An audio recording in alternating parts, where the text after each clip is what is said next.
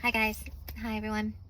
So I don't normally do videos in my car, but this is a very important message, and this is something that my guides are kind of hitting home with me. I keep seeing my client as I'm driving down the road, and I'm like, wow, talk about a different type of distractive driving when the spiritual world is like giving you messages. But uh, I'm discovering a very disturbing trend in the spiritual community. And I say spiritual community, but I feel like it's everywhere. It has to do if you're seeing a therapist or any person that is either doing intuitive work for you or is putting you under hypnosis.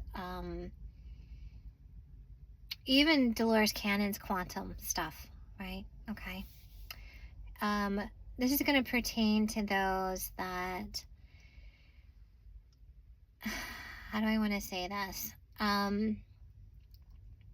So my client, during her session, and I'm just getting her history, like I'm just getting her brief history, she mentions to me that there was some kind of form of sexual abuse with her father, but she's not sure what it was or what it is because she has no recollection of it. So I asked her, I said, well, if you had no recollection of it, how do you even know that happened? And she said, oh, I was told by a healer. I need to put this message out there for people to understand that there are two types of healers out there. There are healers who are doing energetic work from their heart. There are, actually, maybe there's three. There's another healer who is tapping into something darker, okay, whether they don't do their spiritual hygiene or whatever it is. And then you have people who are doing it for the material, for money, right? And that's a whole different topic for another day. But just going to someone who's asking for thousands of dollars or hundreds of dollars for healing is not someone that you want in your energy field, because you will not receive the full benefit of healing if you were to do that, because you have the intent of money. And what's the frequency of money but greed, ego? You're bringing all that into your field. Anyway, I digress. Anyway, so immediately when my client said this to me, I got a no, and I got a capital letter no. I didn't say anything to my client. We just proceeded in our session. I did the work on her, and then I sat on it, and I made sure I was clear. Made sure that my channel was, I was tapping into my higher self and not something else. And the message I got was that no, she was never abused by her father. So this message is, I beg you, I really want to hit this home. If you go to a healer, or you go and have some kind of like the quantum healing session with Dolores Cannon, someone from there, and something comes through that you've been abused, and you have no recollection of this, I want you to really sit on it before you take that on as yours. Because I firmly believe that there is a consciousness out there that wants us to believe that a loved one may have abused us in some way or shape or form. There are beings out there who want to see someone angry at someone. They feed off of that anger. It's also, if you have no recollection of being molested, or you're going by what someone else is telling you, you don't know what their true intentions are in telling you that. As a healer, if this comes up in a session and my client did not bring that up in their history, I am not going to bring that into the session. I will wait until after this session. I will do exactly what I did with my client. I will clear myself. I will come to a state of neutrality. Because that's the other thing, guys. It's really important that you're neutral. When healers work on a client, they have to, it's just like, I'm so sorry, guys. This is so, I have so much energy of like towards all this. You have to understand, therapists need to come from a state of neutrality. There are so many therapists out there and life coaches who do not come from a state of neutrality. They have not done the work within themselves. So what they do is they cast on their ideology onto you. Healers do the same thing. If they have traumas within themselves, if you are intuitive and you are not able to get into a neutral state, you will create something that may not have happened for that person. So what happens is, what you do to that person is now you're sending them into a spiral of an identity of trauma. And if this person is already wounded in some shape or form, and basically, I don't mean this in a derogatory way, guys, but you know me, I put the big girl panties on and give it to you straight, is that if you already have a wound and you are searching for something to make you a victim, when someone says to you, oh, I think your father might have molested you, and you have no recollection of that, you have nothing to prove that other than this person saying that, please go within. All the answers that you seek are within yourself. Don't go digging for something that may not be yours. That person may have been talking to an entity. They may have been channeling a being. You might have had a similar vibration in them that brought something to the surface for them, and it played out for them.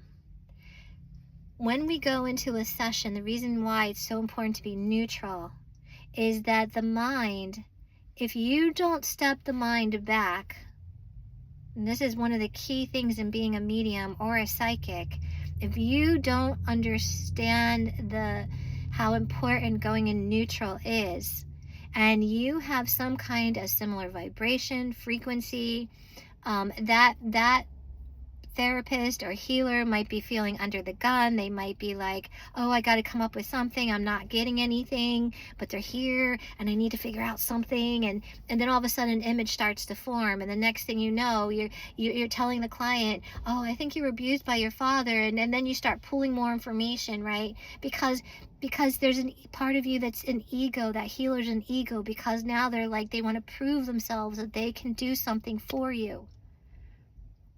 So please, guys, if you have never had a recollection of any kind of abuse, do not fall into that trap of, oh, well, I must have blocked it. I'm telling you right now, if it is meant to come to the surface, it will come to the surface on its own. If it is something that your soul is meant to work on, it will show itself. Your guides, your higher self, whatever you believe in, will bring it forward for you to work on it. If it's buried, if it happened and you don't have any recollection of it, that means it's done. There is no reason to bring it up. Now what you do is you either form an identity. Now you've created a trauma within yourself.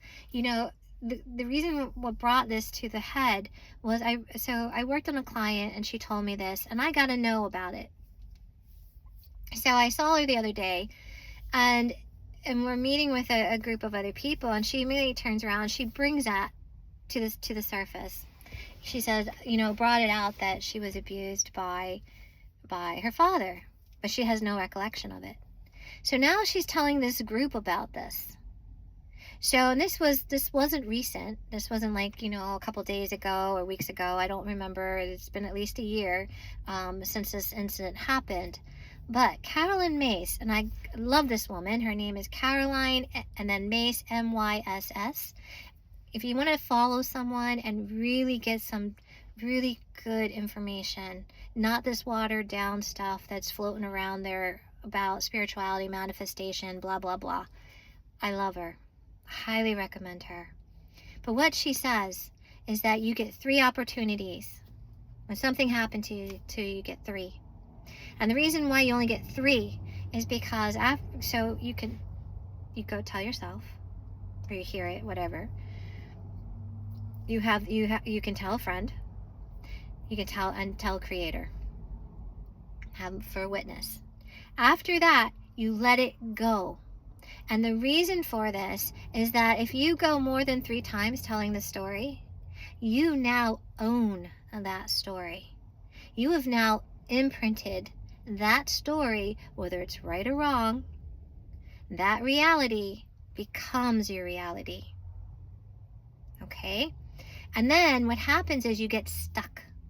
You get stuck in that reality. You get trapped in it. You start forming a victim. You become a victim. And then next thing you know, it's replacing something in your life.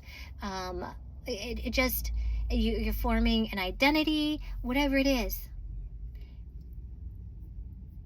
Please, guys, please, if this comes up for you, sit on it. If you have a healer or a therapist or a life coach that's bringing up something that you have no recollection of, especially if you're like, oh, that doesn't really resonate with me, but okay, I'm gonna go with it because they said it, so it must be true, right? But if it doesn't resonate with you, don't take it. There are other reasons why they could be seeing that or experiencing that with you, and it might not have anything to do with you. Please feel free to, I think I'm off my soapbox. Thank you for letting me have the conch shell and my soapbox. If any of this, if you have any questions, please email me down below. If you want to reach out, please hit the like and the subscribe so I can continue with these little messages, as blunt as some of them can be. I think that it's needed. I think it's really needed in this, and we really have to start, if we're going to start going on a deeper path or going within ourselves, we need to sift through a lot of this shit that's out there, and a lot of programming that is meant to keep us in a certain belief pattern, to keep us from, some people use it ascending, some people just moving and being initiated, whatever it is. So we have to get through this, guys. We have to start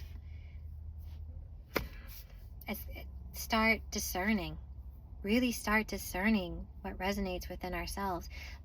And that's a whole nother topic when it comes to AI, but these are the years now where you are meant to start learning to discern and start figuring out whether you're taking on someone else's story as your own or whether it's actually yours or not.